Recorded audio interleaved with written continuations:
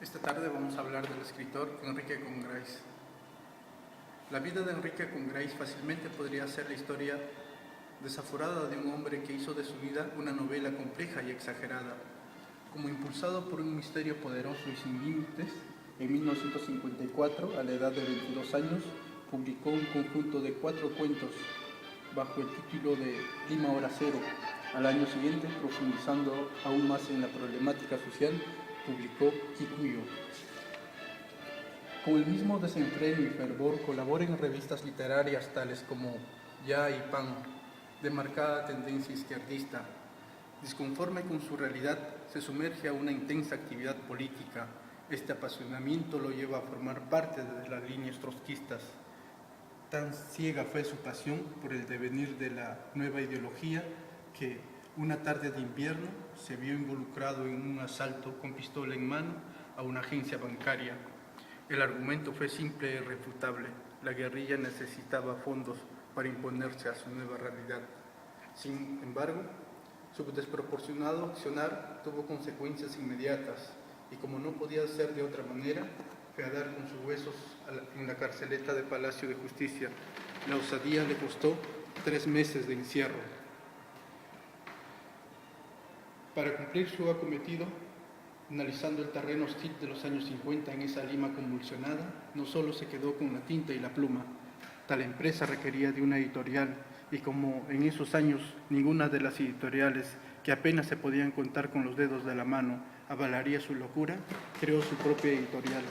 Fue así como, bajo su humilde pero propio sello, publicó sus primeros libros. No era raro encontrarlo por las calles, paquete en mano, promocionando cual vendedor de feria sus propios textos. Mario Vargas Llosa dice que se presentaba así: cómpreme este libro del que soy autor, pase un rato divertido y ayude a la literatura peruana. Obviamente, con tal eficaz argumento, la gente no tenía más salida que ponerse la mano al pecho.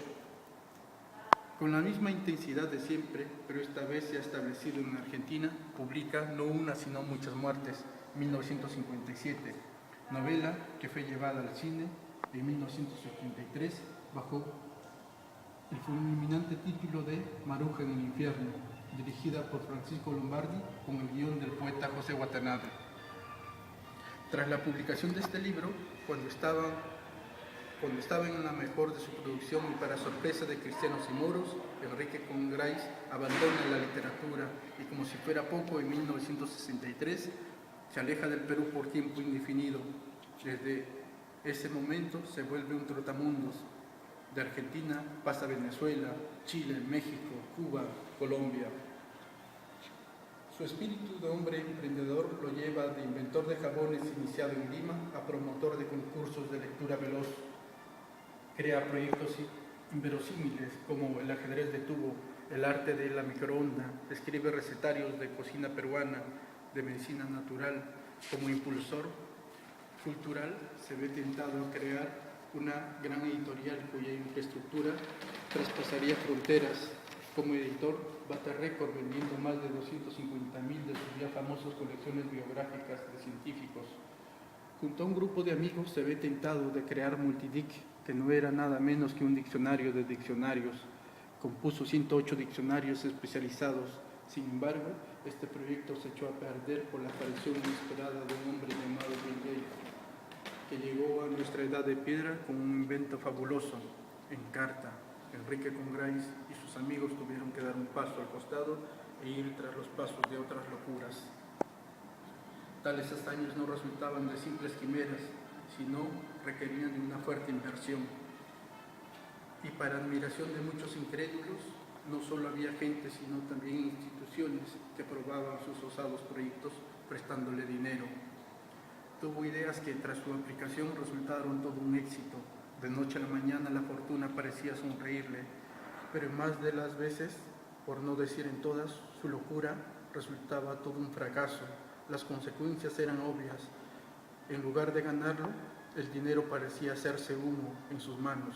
La bancarrota era un estado de ánimo habitual. Fue así como, perseguido por la pesadilla de las deudas, muchas veces se vio obligado a salir de un país entre gallos y medianoche. Muchos de sus amigos con el sueño de hacerse ricos de noche a la mañana, quedaron en la más completa ruina, y muchas instituciones, al no obtener resultados por las vías cordiales, se vieron obligadas de abrirle procesos judiciales a diestra y siniestra. Se dice que bajo esta institución llegó a tener más de 20 órdenes de embargo. Ante tal apremiante situación, solo había una opción: desaparecer del lugar y establecerse en otro para comenzar de cero, hasta que de salto en salto fue a dar a Bolivia. Aquí se estableció un poco más tranquilo, porque había averiguado personalmente que en este apacible lugar no había extradición por deudas. Permaneció así sumido casi en el más completo anonimato. Se le perdió tanto de vista que algunos le daban por muerto, y no era para menos, porque para evitar juicios y reclamos no tuvo más remedio que cambiarse de nombre. Muchos cuentan que nuestro querido escritor se presentaba como Antonio Rodríguez Solís. Este solícito hombre de negocios había tomado el lugar del endeudado narrador Enrique Congraís. Los acreedores, al no encontrarlo, por más de tenerlo frente a frente, se daban media vuelta y regresaban tras sus pasos totalmente convencidos que el diablo se había llevado el alma de ese pobre deudor. Pero ellos, ni el mismo Antonio Rodríguez Solís, sabía en realidad quién era Enrique Congraís. La irrupción precoz de este autor en el escenario literario limeño marcó un punto de quiebre en la temática reinante del momento. Lima Hora Cero se convierte así en el texto fundacional. Con este libro inaugura el realismo urbano en el Perú. El inmigrante, antes de la irrupción de Congraís, se encuentra rumbo hacia la tierra prometida. Los jóvenes, sobre todo, ven a Lima como la ciudad donde pueden cumplir sus sueños, porque había tantos negocios que era imposible que no haya trabajo. La pluma de este joven autor nos cuenta de esos mismos personajes, pero ya instalados en los pueblos jóvenes, en los arenales, en los lugares donde en esos años era imposible pensar instalarse y poder vivir todo el tiempo que se les antoje. Así se formó el Cerro San Cosme, el Agustino, San Juan de Miraflores, Zárate, Comas, Los Olivos y un largo etcétera. Es el sujeto migrante de la sierra que llega cargado de ilusiones porque no tiene otra solución. Lima es la única ciudad donde podrán progresar y dejar de ser unos olvidados, pero de olvidados pasarán a tener otra categoría, acaso peor que la anterior. Serán desde ese momento unos marginados y serán tratados de esa manera por aquellos que ya habían estado allí desde un inicio, pero sobre todo por aquellos que han llegado unos días antes. En El Niño de Junto al Cielo, acaso uno de los mejores cuentos, retrata esta realidad. Esteban, recién llegado de su Tarma natal, pide autorización para conocer la ciudad. Quiere recorrer el lugar, pero él no está en Miraflores o San Isidro, como hubiera querido, sino en la periferia, lejos de todo. Había descendido desde el cerro hasta la carretera, y a medida que se sumerge, se iba preguntando incrédulo, ¿eso era Lima? Con sus apenas 10 años no tuvo mejor frase para nombrar esa realidad. Este lugar no era el imaginado, sino la bestia de 1.000.000 de cabezas. Esa gran bestia formada por gente venida de todas partes tratando de sobrevivir como mejor podían. Sin embargo, esa bestia de 1.000.000 de cabezas lo recibe con una sorpresa. Apenas bajado del Cerro San Cosme, Esteban encuentra 10 soles. Esta aparente suerte era un juego más del destino, pues no solo encuentra los 10 soles, sino también a Pedro, un niño sin padres que sobrevivía gracias a su astucia. Podríamos decir que Pedro era igual que él, solo que había llegado antes y ya se había habituado a esa realidad. La experiencia de la vida le había enseñado que si deseaba sobrevivir en ese mundo tenía que perder todo tipo de moral y sentimientos. Es por esa razón que al enterarse la buena suerte de su afortunado amigo, no duda en proponerle un negocio. Esteban invertiría los 10 soles y él pondría su conocimiento de la vida. Esteban, emocionado pensando que la bestia no era tan mala como había creído, se deja llevar sin saber lo despiadada que podía ser. Pedro, para finalizar su plan, distrae al ingenuo muchacho mandándole a comprar algo para comer.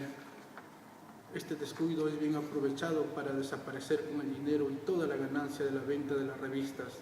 Esteban, horas después, se resigna. Pedro no estaba en ese lugar ni en ningún otro.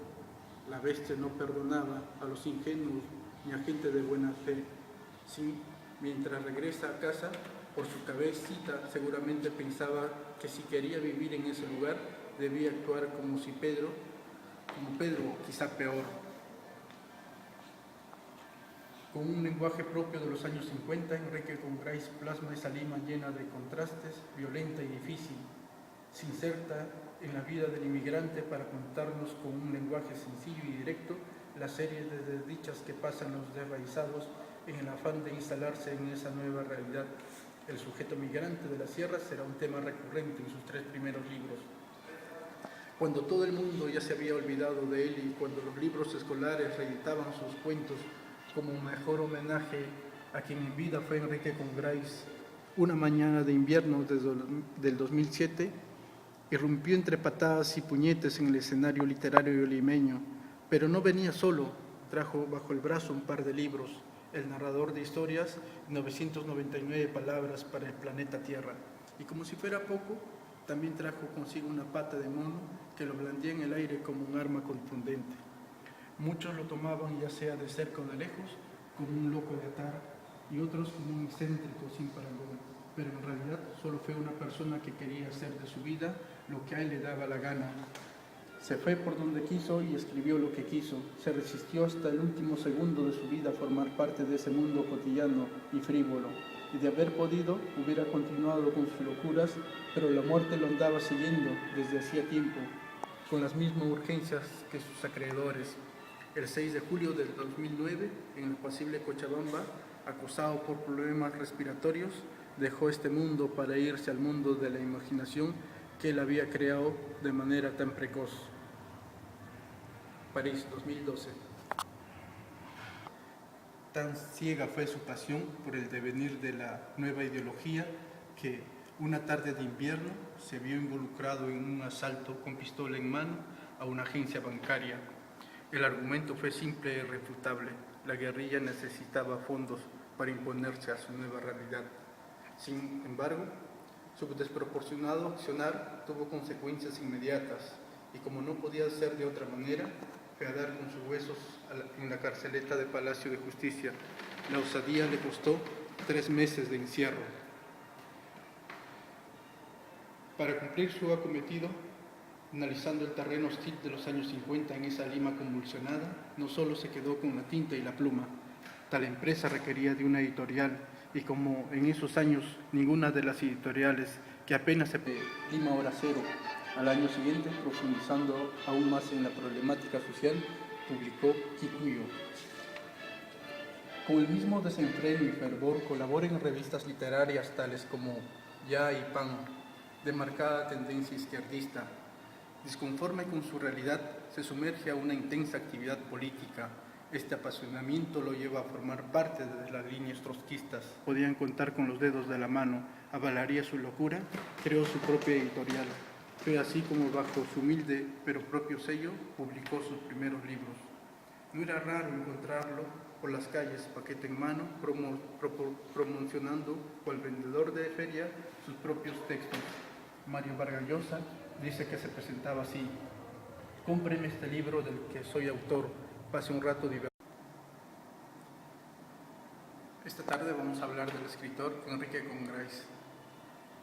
La vida de Enrique Congreix fácilmente podría ser la historia desaforada de un hombre que hizo de su vida una novela compleja y exagerada. Como impulsado por un misterio poderoso y sin límites, en 1954, a la edad de 22 años, publicó un conjunto de 4 cuentos bajo el título de